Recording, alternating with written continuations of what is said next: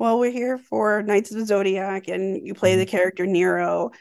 Nero has this darkness, this kind of edginess about him. Mm. Where did you kind of really draw from for this portrayal in his persona?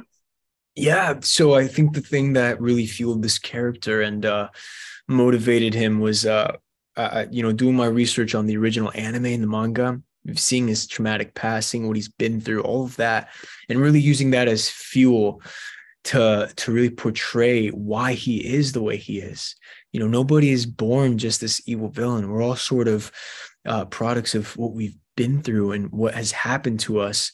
So, that was the most exciting part for me to play around with. And I think we really get to see that sort of explode on the big screen in the third act of this film.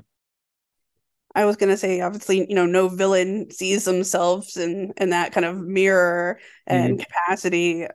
They have this justification that the ends justify the means in some way. And Of where course. does Nero see that scale? So yeah, no, that's a really good question. I think that yeah, no villain sees themselves as the bad guy in the story. They always think that they're doing the right thing. I think for Nero, he truly just doesn't believe that Athena should be able to coexist in this world alongside of humans. I don't think that he trusts her, whether she is good as Sienna. I think that he truly just believes that she needs to be eliminated at all costs, regardless if she's a good person or not, because it's the safer choice, right? And I think we've all been put in a situation where we think we're doing good, but we might be a little out of our minds. And I think Nero's a little out of his mind, but that being said, I think he's very committed to his mission and very dedicated, and he's not going to stop until he gets what he wants.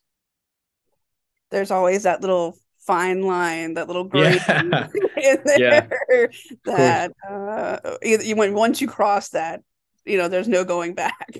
And Nero exactly. is kind of a full throttle kind of guy in a sense. Yeah, no, totally, totally.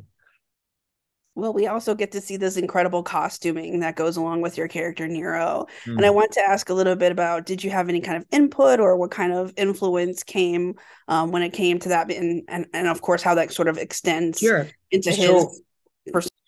so originally when we put on the costume, we did so many fittings and so many, we were building it as I got to set, as I was shooting like the first two acts of the film. And rarely do you ever film a movie in order, but for this one, it was semi in order. The third act, most of it was in order. But originally we actually had a huge problem with the suit. I just posted it on my Instagram actually recently, but if you look closely, the mask was the 2 points are supposed to touch, but originally when we were shooting, the bottom point was like overlapping the top point, almost kind of like an underbite, right? And that was a huge problem. And me and Tomek talked about it. We're like, what are we gonna do? Like, we have to fix this. Like, we can't shoot the movie like this. Like, this is not the character. We have to fix this.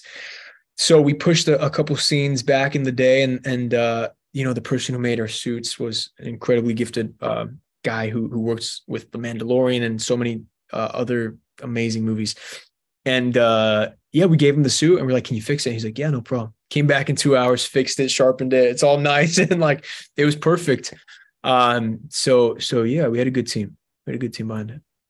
I mean, it's sleek and it really feels like kind of Matrix X essence in a sense, sort of too. And Yeah, yeah. Oh, the he's clothes. Yeah, the Nero's. clothes he's wearing were very what's There's what's Nero the and there's Neo.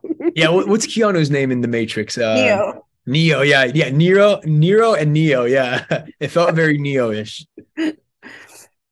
Well, he also had to do a lot of action in the film as well. So I wanted to talk a little bit about the stunt training and kind of how you balance the delivery and the choreography at the same time. Yeah, so for me, I mean, before signing on to any project, you always have to do your homework. You always have to prepare, do your homework, study your lines, study the characters, study the motives, all of that. Watch the original material if there's material. So I did all my homework. I showed up, and when I showed up, I was just ready to play. So from there, I was just entirely focused on the training. And the training, we know we did extensive training with Andy Chang, coming off of Marvel, coming off working with Jackie Chan. So he really led us into this journey, my first journey with action and stunts, and we had an incredible time working with him. We finished all the stuff with Tomac as far as the the lines, delivery, those scenes, and then we started working with Andy the second half of the movie as far as all the action, and I had such a blast. I definitely want to do another action movie and just see where that goes, because it's a lot of fun.